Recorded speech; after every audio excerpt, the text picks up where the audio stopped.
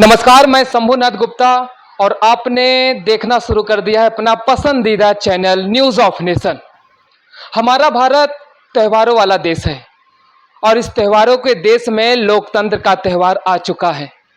चुनावी में बढ़ती भागीदारी ही स्वतंत्र लोकतंत्र की स्थापना का संकेत भी मिल रहा है। और हमारे इसी बीच खास मेहमान कहते हैं हर चेहरा अपने आप में एक कहानी होती है। बीसीसी इंस्टीट्यूट के head and managing director Guru Ravi sir हमारे साथ जुड़ चुके हैं। खास मुलाकात करते हैं और लोकतंत्र पर सवाल करते हैं। क्या लोकतंत्र हमारा सुरक्षित है? सवालों का महामाया जाल होगा आज न्यूज़ ऑफ नेशन और गुरु रवि सर के बीच में। सर, आपका बहुत बहुत स्वागत है। मैं न्यूज़ ऑफ नेशन में आपका जोरदार स्वागत करता हूं। समाज के कुछ ऐसे लोग हैं सर जो कहते हैं कि हमारा लोकतंत्र असुरक्षित है, खत्म हो जाएगा। ऐसे भी सुनने को आए दिन मिल रहे हैं इस चुनावी बयार में। क्या कहना चाहेंगे हमारे बस्ती की जनता को और पूरे देशवासियों को?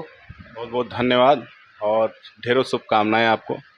आपने जो प्रश्न किया कि लोकतंत्र खतरे में है, लोकतंत्र खत्म हो जाएगा, तो लोकतंत्र लोगों के द्वारा जो प्रशासन चलाए जाते हैं, यानी कि जो हमारी आवश्यकताएं हैं, उन आवश्यकताओं की पूर्ति के लिए ही लोकतंत्र होता है।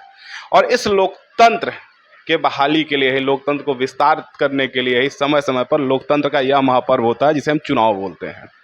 अगर आपको अपने लिए कुछ चाहिए तो आपको जाकर के इस लोकतंत्र के महापर्व में भाग लेना चाहिए। भाग लेते समय जो भी आपकी आवश्यकता है, जो आपकी इच्छाएं हैं, आकांक्षाएं हैं, जिस भी पार्टी से, जिस भी व्यक्ति से, उसको चुन करके आपको मत का प्रयोग दिया गया है। और आप अगर कोई व्यक्ति ऐसा है जो सत्ता में है और वो आपके मनोनुसार कार्य नहीं कर रहा है तो आप उसको बदल सकते हैं, कर रहा है तो उसको ला सकते हैं। यही होता है लोकतंत्र।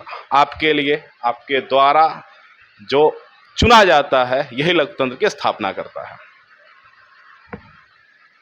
दूसरा सवाल ये हमारा होगा, किन मुद्दों को लेकर हमें वोट करना चाहिए? वोट करने के लिए बहुत सारे मुद्दे हैं। हर व्यक्ति की अलग अलग आवश्यकताएं हैं। किसी को रोड चाहिए, सुरक्षा चाहिए, किसी को रोजगार चाहिए, किसी को अपने क्षेत्र में मंदिरों का निर्माण चाहिए, किसी को अपने लिए एक योजना चाहिए।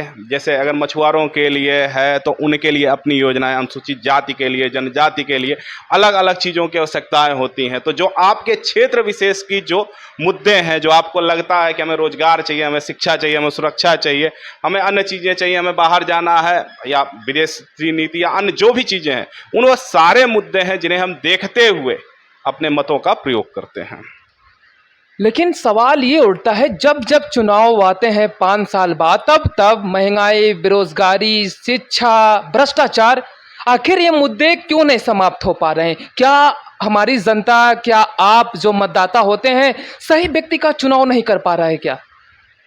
दृढ़ इच्छा शक्ति से किसी भी योजना के माध्यम से, दृढ़ इच्छा शक्ति के माध्यम से भ्रष्टाचार पर अंकुश लगाया जा सकता है।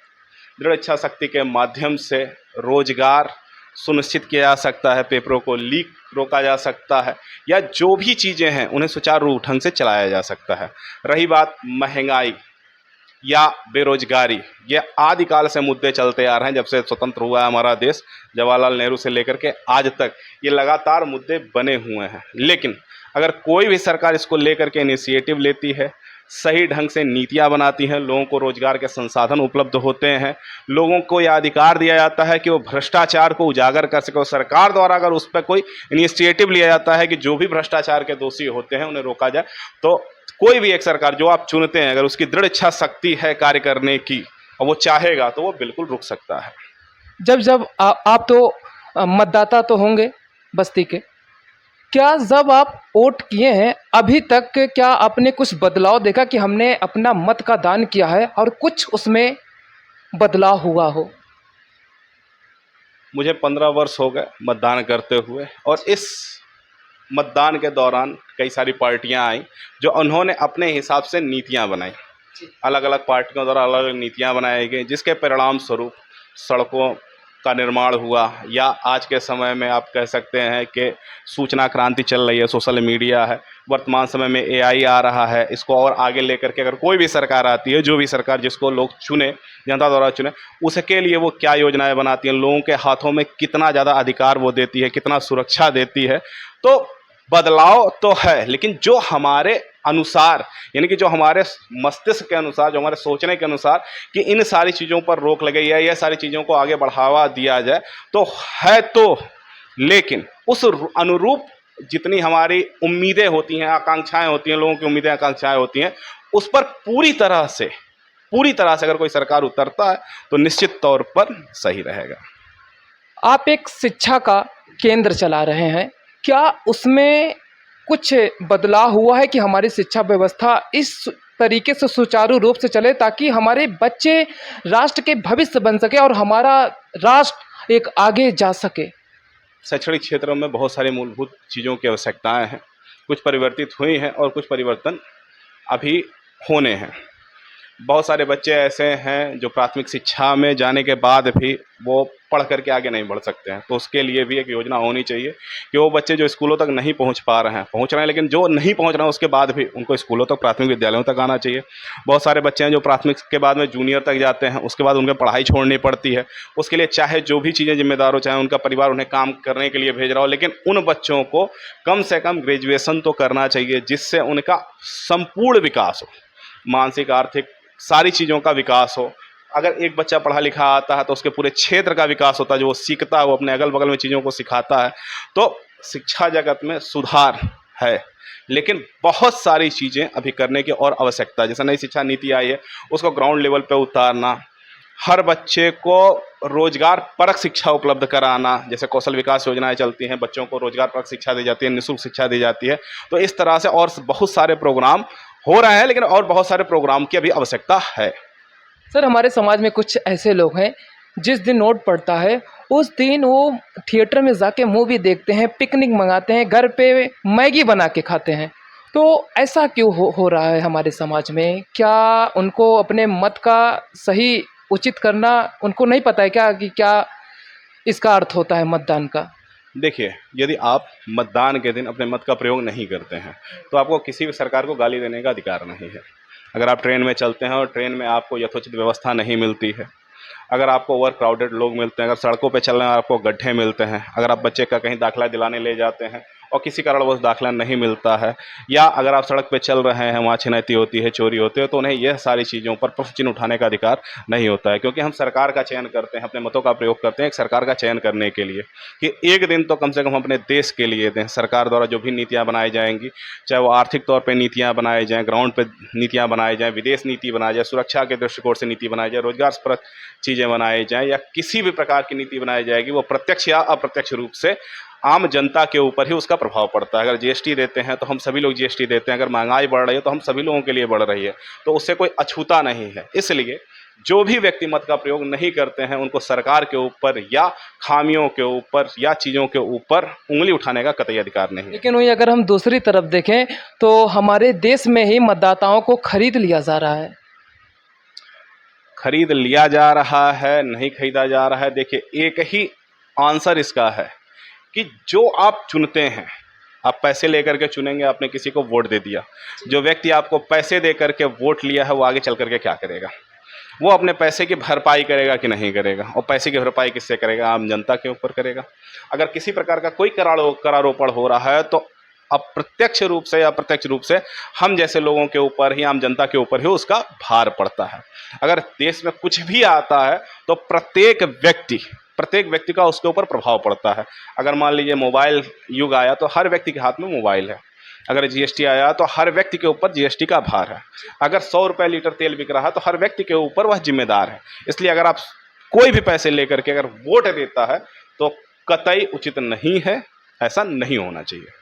4 जून को हमारे देश का सम्राट चुना जाएगा और 4 बजे घोषित हो जाएगा कि हमारे देश का राजा कौन बनेगा और 140 करोड़ जनता की आवाज़ कौन बनेगा। इसके बाद क्या चाहेंगे सर अपने राजा से आप कि हमारे लिए ये देश में ये काम करे? भारत एक गणतंत्र है, यहाँ कोई भी राजा नहीं हो सकता है। राजा नहीं होता है, वो लोकतंत्र द्वारा गणराज्य का प्रतिनिधि होता है, गणराज्य का प्रतिनिधि होता है जो जनता की सेवा के लिए चुना लेकिन जनता तो राजा ही मानती है। जी नहीं, बिल्कुल नहीं। इसीलिए कहा जाता है लोकतंत्र राजा का लड़का राजा होता है। गणतंत्र वह होता है जहां पर जो भी प्रतिनिधि है, प्रथम व्यक्ति है, वो जनता द्वारा चुना जाता है और जनता के लिए चुना जाता है, तो राजा नहीं चुना जाता। हाँ, हमें तो मुद्दे क्यों नहीं दूर हो पा रहे हैं जब वो राजा नहीं है? मुद्दे, जिन भी मुद्दों को लेकर के आप वोट डालते हैं, जो भी व्यक्ति चुन करके आता है वो अपनी नीतियां बनाता है, और जिन व्यक्तियों को आपने चुन करके भेजा है संसद में, संसद के दोनों सदनों से कोई भी बिल विधेयक आता है वो पारित होकर के, तो अप्रत्यक्ष रूप से जनता उसको चयन करती है। प्रत्यक्ष रूप से जो सांसद अपने मताधिकारों का प्रयोग करके राष्ट्रपति के माध्यम से वह कोई अध्यादेश, नियम या कानून बनता है। तो अप्रत्यक्ष रूप से हम, प्रत्यक्ष रूप से जिसको हमने भेजा है वह उसके लिए जिम्मेदार होता है। तो चुन करके हमने भेजा है, तो जिस व्यक्ति को हमने चुन करके भेजा उसके द्वारा लिए गए निर्णय और संसद द्वारा जो किया जाता है वो हमें नहीं, पूरे देश को मान्य होता है। रही बात सरकार से हमें आकांक्षाएं क्या हैं, सरकार द्वारा हमें आकांक्षा यही है, अगर हम बात करेंगे अपने यहाँ की, तो कम से कम एक विश्वविद्यालय बस्ती शहर में होना चाहिए। अगर हम देश की बात करें तो हमारे देश में रोजगार के देश पूर्ण रूप से सुरक्षित हो, हमारा देश के बॉर्डर सुरक्षित हों, भारत में रोजगार की अपार संभावनाएं हैं, जो लोग रोजगार कर रहे हैं उनके लिए सुविधाएं हो, जो बच्चा पढ़ना चाहते हैं उनको पढ़ने के लिए एजुकेशन हो, फ्री एजुकेशन हो। अगर कोई डॉक्टर बनना चाहता है तो मेडिकल में जितनी भी सरकारी सीटें हैं उनको बढ़ाया जाए, इंजीनियरिंग में जो सरकारी सीटें हैं वो बढ़ाया जाए। प्राथमिक से लेकर के उच्च शिक्षा तक हर जगह पर बच्चों को फ्री ऑफ कास्ट पढ़ना चाहिए। अगर कोई भी रोजगार पर शिक्षा चाहता है तो उसको भी उन चीज़ों की जो सुविधाएं वो मिलना चाहिए, सुरक्षित होने चाहिए। महिलाओं की भागीदारी पूर्ण रूप से होनी चाहिए। अगर कोई महिला है, गृहिणी है, तो उसको भी रोजगार के अवसर उपलब्ध हों, या जो भी व्यक्ति जो पढ़ करके आगे निकल रहा है उसको भी रोजगार के और अवसर उपलब्ध हों। भारत की साख हर जगह बढ़े। जो भी आज के समय में जो नए युग की शुरुआत हो रही है, AI युग की शुरुआत हो रही है, भारत में भी वो चीज़ें आएँ, भारत के बच्चे उन चीज़ों को सीखें, इसको ले करके भारत के नाम को आगे बढ़ाया जाए, और भारत को संपूर्ण रूप से, चाहे अंतरिक्ष हो, चाहे समुद्र हो, चाहे धरातल हो, जितनी भी चीज़ें हैं उन सारी चीज़ों में भारत की भागीदारी पूर्ण रूप से सुनिश्चित हो, और विश्व के जितने भी मंच हैं, चाहे UN हो, चाहे G20 हो, हर मंच पर भारत को अपना प्रेजेंस बढ़ाए। यही है जो हमें नए सरकार से, जो भी नई सरकार आती है उससे हमें ये सारी आकांक्षाएं, अपेक्षाएं हैं। कल 25 तारीख है तो वोट पड़ेगा कल बस्ती जनपद में। हमारी बस्ती की जनता से आप क्या अपील करना चाहेंगे? हम बस्ती की जनता से यही कहेंगे, लोकतंत्र के इस महापर्व में आप भाग लें। सभी लोग, जिसको भी आप, जिन भी मुद्दों को लेकर के वोट डालना चाहते हैं, वोट डालने जरूर जाएं, क्योंकि आपका अधिकार है और इससे बदलाव हो सकता है। इससे जो आप चाहते हैं वो हो सकता है, जो आपकी आकांक्षाएं, अपेक्षाएं वो पूरी हो सकती हैं। तो इस लोकतंत्र के महापर्व में भाग जरूर लें। कि हर चेहरा अपने आप में एक कहानी होती है। हमारे साथ BCC इंस्टीट्यूट के head and managing director Guru Ravi sir हमसे खास मुलाकात किए, और लोकतंत्र पर सवालों का महामाया जाल हमारा जारी रहा। ये आज जो मूल मंत्र है, ये मूल मंत्र लोकतंत्र का है। इस मतदान का जो पर्व है, जो त्यौहार हमारे देश में मनाया जा रहा है, इस पर्व में ज़्यादा से ज़्यादा भागीदारी लें, क्योंकि ये मौका फिर आपको 5 साल बाद ही मिलेगा। इसी के साथ, क्योंकि हमारे हर खबर का अंत ही नए खबर का प्रारंभ है, मैं शंभुनाथ गुप्ता विदा ले रहा हूं। हमारी मुलाकात ठीक ऐसे ही दिलचस्प खबरों के साथ होगी। तब तक के लिए नमस्कार, जय हिंद, जय भारत।